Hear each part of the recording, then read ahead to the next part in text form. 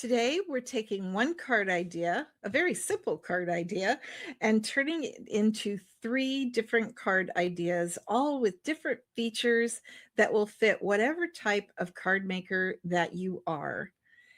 Today, I am using the Springtime Scenes bundle.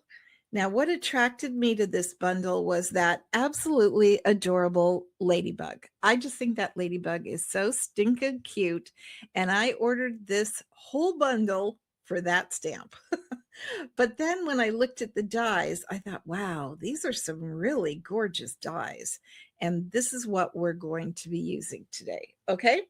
All right, so let's get started with our Busy Bee card. This is our very simple card that anyone could make. It's perfect for a beginner or if you're just in a hurry.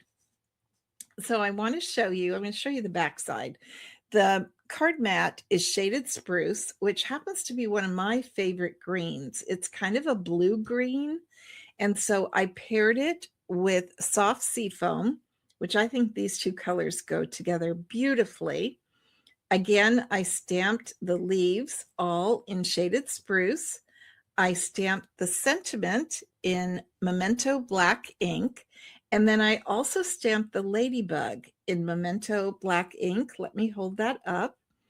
And then I just colored it in with Berry Burst blend. That's the kind of bright mambo color, and a black blend as well to make those dots. Let me go back and show you that ladybug so you can see that it's an open image. So you have to color all parts of that, which was super easy to do with the Stampin Blends. Those are our alcohol markers, and they're very easy to use. So perfect card for a beginner. Now, let's say you want to do a little bit more work on your card.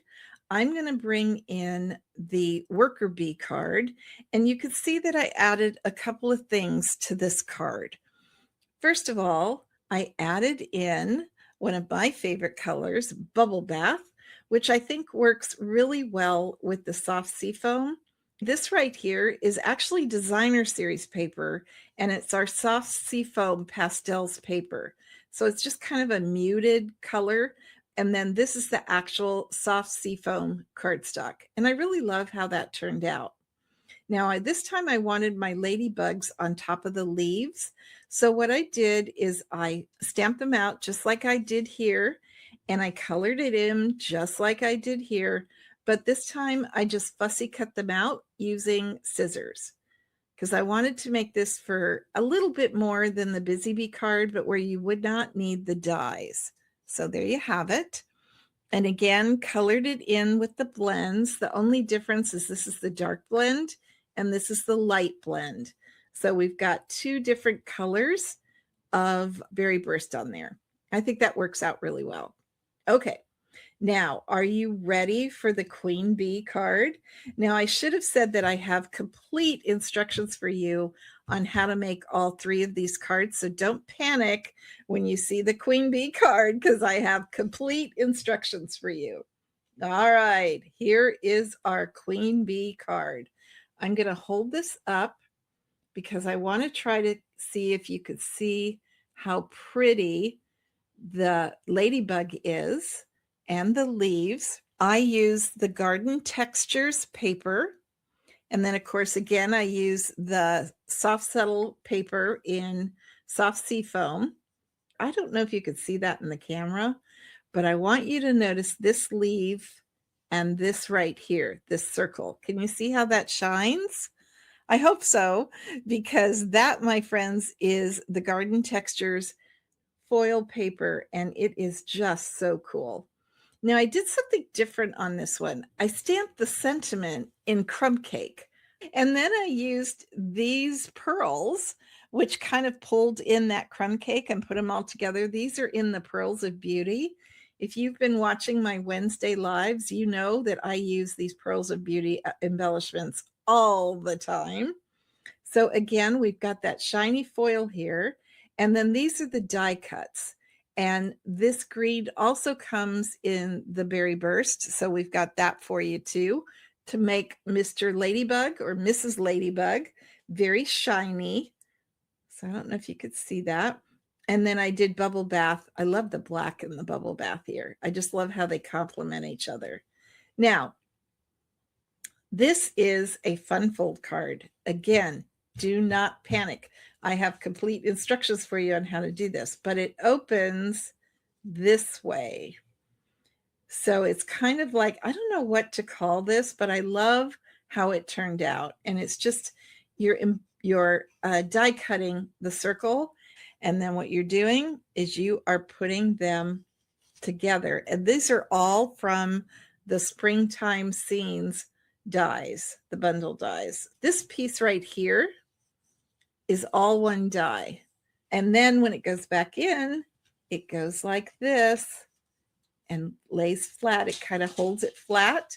And then this ladybug here helps it stay flat. So it's easy to mail. You don't have to worry about it flopping open. And I just think that the paper, that Garden Textures paper, really adds a lot of pizzazz to this card because it's so shiny and fun. I really don't know if you could see that on video, but I sure hope you can. And if this is too light for you, then just do it in black and you'll be fine. Some people like their sentiments more bold. So if that's you, just don't use crumb cake. Just go ahead and use the Memento black and you'll be fine. And then I cut out 3 of the flowers, put the pearls of beauty on them, and we are done.